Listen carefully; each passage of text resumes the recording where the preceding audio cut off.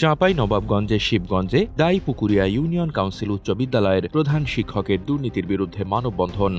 আব্দুল আওয়াল, শিবগঞ্জ প্রতিনিধির পাঠানো তথ্য ও ভিডিওতে দেখুন বিস্তারিত।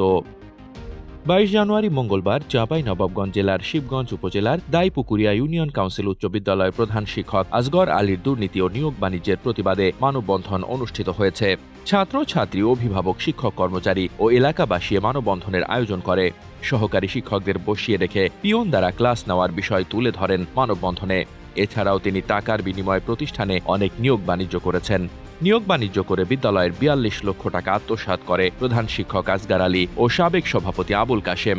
বিভিন্ন অনিয়ম, দুর্নীতি করে শিক্ষার পরিবেশ নষ্ট করে এবং তৃতীয় শ্রেণীর কর্মচারী বাবু রহমান দ্বারা জ্যেষ্ঠ শিক্ষক ও কর্মচারীদের লাঞ্ছিত করার প্রতিবাদে এ মানববন্ধন অনুষ্ঠিত হয়। বিদ্যালয়টির সহকারী শিক্ষক আসমা খাতুন অভিযোগ করেন, তিনি বিদ্যালয়ের প্রধান শিক্ষক ও সভাপতির দ্বারা লাঞ্ছিত হয়েছে। রুবিনা খাতুন নামে একজন অভিযোগ করেন, তার কাছে 12 লক্ষ চেয়েও অন্যজনের কাছে 15 লক্ষ টাকা নিয়ে চাকুরি দেওয়া হয়েছে। এছাড়াও বিদ্যালয়ের কয়েকজন ছাত্র প্রধান শিক্ষকের দুর্নীতির বিরুদ্ধে তাদের বক্তব্য প্রদান করেন।